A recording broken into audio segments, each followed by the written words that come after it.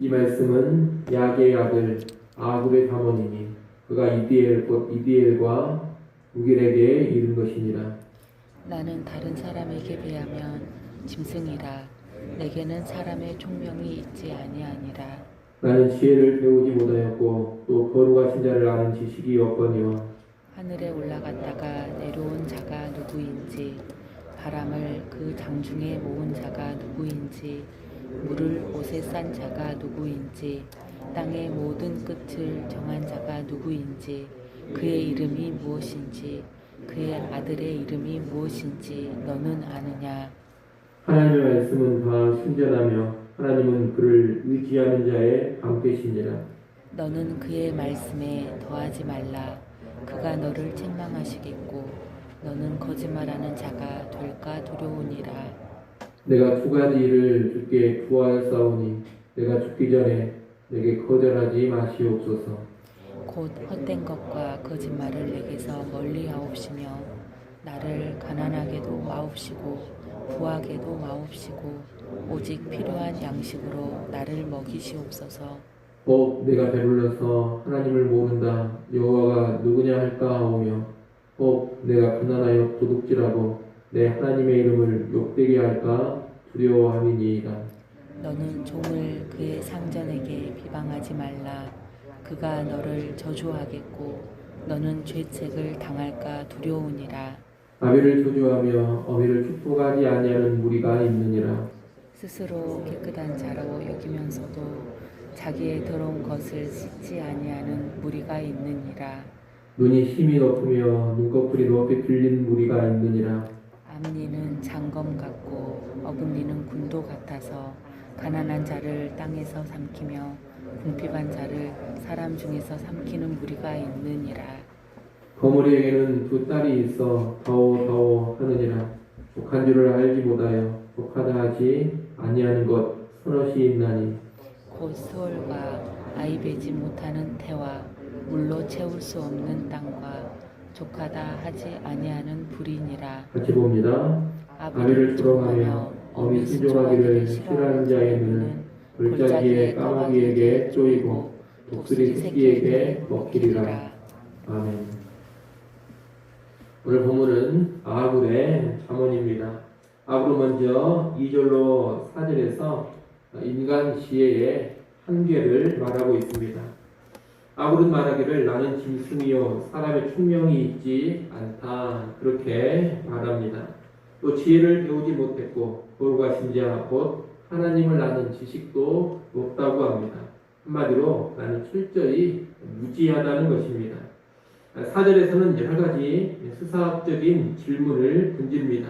이 질문들은 하늘과 땅을 초월해 계시는 위대하신 하나님을 얼마나 아느냐 이런 질문입니다. 그에 대한 답은 모른다는 것입니다. 지금 2절로 4절에서 아합이 하고 있는 말의 의도는 무엇이냐? 하나님 앞에서 인간의 지혜가 얼마나 미약하고 별 볼 일 없는지를 분명히 알라는 것입니다. 아무리 인간이 지혜롭다고 한들 하나님 앞에서는 짐승과도 같습니다. 아무리 많이 알고 똑똑하다 하더라도 하나님 앞에서는 백치와도 같은 것입니다. 그만큼 무력한 것이 인간의 지혜입니다. 그런 인간은 하나님의 말씀 앞에 어떻게 서야 하느냐 5절 6절의 태도를 가지며 서야 합니다. 5절 6절 말씀 같이 한번 읽어보겠습니다. 하나님의 말씀은 다 순전하며 하나님은 그를 의지하는 자의 방패시니라. 너는 그의 말씀에 더하지 말라. 그가 너를 책망하시겠고 너는 거짓말하는 자가 될까 두려우니라. 아멘. 하나님의 말씀이 다 순전하다는 것은 아무런 불순물이 없고 결점이 없다는 뜻입니다. 인간을 초월해 계신 하나님의 말씀은 완전 무결합니다. 그리고 하나님은 그를 의지하며 그 말씀대로 살아가는 자의 방패가 되어주십니다. 그러니 인간의 지혜로 말씀을 함부로 판단하고 하나님 말씀이 부족하다고 생각하면서 그 말씀에 이것저것 더하는 것은 심히 어리석은 일이 되는 겁니다. 말씀에 뭔가 자기 생각을 더하는 것은 말씀의 완전함을 인정하지 않는 것이고 하나님보다 자기의 지혜를 더 신뢰하는 것입니다. 말씀에 자기 생각을 더하는 것은 곧 거짓말하는 일이 될 것이고 하나님께 책망을 받을 일입니다. 그래서 인간 지혜의 한계를 잘 아는 사람은 결코 말씀 앞에서 그런 행태를 보이지 않는 것입니다. 겸손히 말씀 앞에 굴복하고 하나님의 말씀을 주신 그대로 받아서 순종합니다. 그러면 그것이 가장 지혜로운 삶이 되는 겁니다. 여러분, 인간의 지혜라든가 자기의 지혜를 대단한 것으로 착각하지 마십시오. 내가 하나님보다 더 지혜롭고 하나님의 말씀보다 더 똑똑하게 살 수 있다는 그런 착각을 버려야 합니다. 그런 착각 속에 살다가는 큰 화를 당하게 될 것입니다. 이를 명심하고 겸손하게 하나님 말씀을 그대로 수용하고 그 말씀대로만 살아가는 참으로 지혜로운 인생들 될 수 있기를 바랍니다. 7절로 9절은 아굴의 기도가 나와 있습니다. 이 아굴은 두 가지를 구합니다. 그 두 가지는 말과 재물에 관한 것인데, 먼저 8절 상반절에서는 말과 연관해서 헛된 것과 거짓말을 멀리하게 해달라고 간구합니다. 참되고 진실한 말만 하게 해달라는 기도인 것입니다. 이어 8절 하반절부터 9절에서는 재물과 연관해서 부하지도 가난하지도 않고 오직 필요한 양식으로 채워달라고 간구합니다. 이렇게 기도하는 이유는 부와 가난이 가져올 위험성 때문입니다. 부하면 혹시라도 배부른 가운데 내가 하나님을 모른다 이런 모습으로 나갈 수가 있습니다. 반대로 가난하면 너무 궁핍해서 도둑질함으로 하나님의 이름을 욕되게 할 수가 있습니다.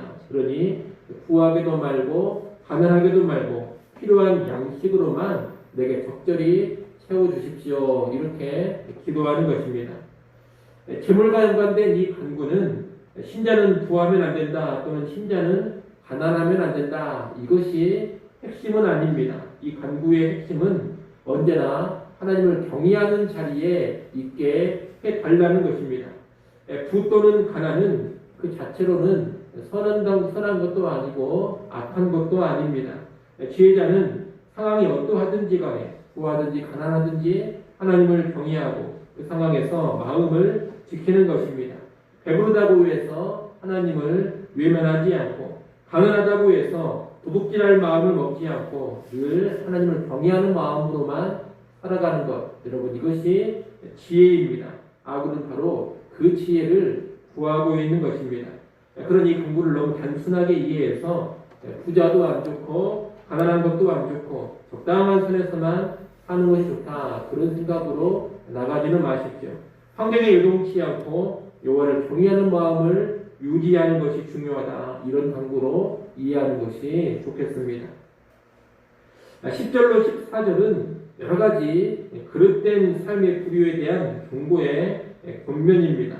10절 말씀은 종을 그의 상전에게 비방하지 말라는 권면입니다. 그 상전에게 가서 그 상전의 종을 비방했는데 나중에 조사해 봤더니 그 종에게 아무런 잘못이 없을 경우에 모함한 자는 도리어 수치와 징책을 당할 수가 있습니다. 설령 그 종에게 잘못이 있는 경우라 하더라도 나중에 고발당한 종이 자기를 고발한 자에게 원한을 품고 복수할 기회를 엿볼 수가 있을 겁니다. 물론 명백한 잘못, 죄를 지은 것에 대해서는 책망하고 꾸짖을 수 있습니다. 그러나 그 잘못을 주인이나 상관에게 몰래 고하는 형식으로 그 문제를 해결하지는 말라는 겁니다. 이 말씀은 다른 사람의 일에 대해 지나치게 간섭하지 말라는 충고요, 또한 누군가의 잘못을 다른 사람의 귀에 옮기는 것을 좋아하지 말라는 경고입니다. 그러니 우리는 자기 일에 신경 쓰고 남의 일, 남의 잘잘못에 지나치게 간섭하려는 그런 어리석음을 버려야 하겠습니다. 또한 누군가의 잘못을 몰래 다른 사람에게 퍼뜨리려고 하는 그런 잘못도 조심해야 하겠습니다. 11절로 14절은 그릇된 여러 가지 무리를 언급합니다. 부모를 저주하며 축복하지 않는 자들, 스스로 깨끗한 척하면서 자기 더러운 것을 씻지 않는 위선자들, 눈이 심히 높고 눈꺼풀이 높이 뚫린 거만하고 거만한 자들, 탐욕이 가득해서 가난하고 궁핍한 자를 삼키는 자들, 이런 자들은 언제나 세상에 있습니다. 이런 자들이 완전히 사라지는 세상은 존재하지 않을 겁니다. 아굴 당시에도 바로 그런 자들이 있다는 것을 이 아굴이 말하고 있습니다. 이런 자들을 완전히 없애겠다. 이것은 현실 세계에서 불가능합니다. 다만 이런 자들이 악하고 어리석은 자들이라는 것을 알고 그런 자들을 향한 불편함과 거부감을 가져야 할 것입니다.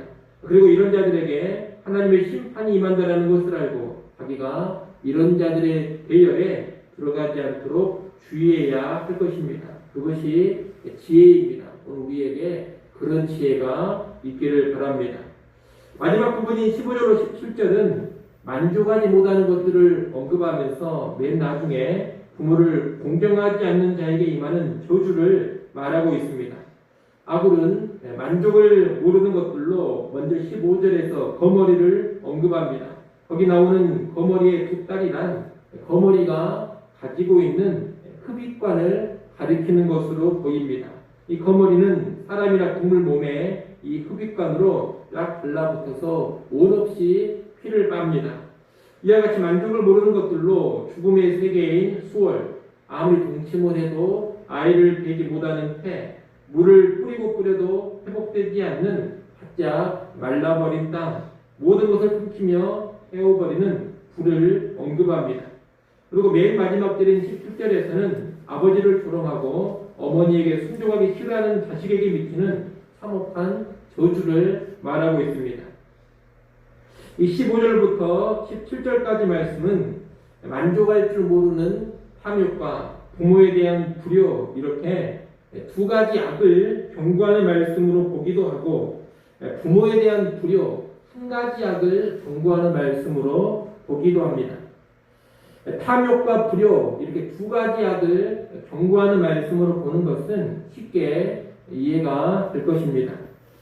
부모에 대한 불효, 이 한 가지 악을 경고하는 말씀으로 보는 것은 이런 식으로 이해를 하는 겁니다. 여기서 말하는 거머리와 같은 자, 다시 말해 달라붙어서 계속 피를 빨아먹는 자, 또 만족을 모르고 끊임없이 요구하는 수월, 아이 베지 못하는 태, 물로 채울 수 없는 땅, 족하다지 않은 불과 같은 자, 이런 자가 누구냐? 바로 자식이라는 겁니다. 이 자식은 어머니 뱃속에서부터 어머니의 양분을 흡수하며 생존합니다. 태어난 후에 성장하기까지 계속해서 달라고만 하면서 모든 것을 다 부모로부터 공급받습니다. 그러면서도 만족할 줄을 모르고 계속해서 더 달라 하는 것이 자식입니다. 그런데 부모에게 그렇게 온 없이 받았으면 마땅히 부모를 공경하며 부모에게 순종을 해야 합니다. 그것이 당연한 일입니다. 그런데 그렇게 무한한 사랑과 공급으로 양육을 받으면서도 부모를 조롱하고 순종하기를 싫어한다면 그런 자식은 저주받아 마땅하다는 것입니다. 15절로 17절을 이런 식으로 이해하면 이 벨락은 끝없는 자식의 요구를 채워주며 양육해준 부모에게 불효하는 것은 저주받을 죄가 된다. 그러니 부모를 공경하고 순종하라, 이런 교훈이 되는 것입니다. 어떻게 보든 좋을 것입니다. 탐욕과 불효 두 가지 악을 경계하는 말씀으로 보든 불효만을 경계하는 말씀으로 보든 여하튼 다 주의해야 할 죄임에는 틀림이 없습니다. 아무쪼록 우리는 오늘 말씀을 경계하는 이런 악들을 멀리하며 언제나 여호와를 경외하고 말씀대로 순종하는 삶, 또 부모를 공경하는 삶으로 나아갈 수 있기를 간절히 소원합니다. 기도하겠습니다.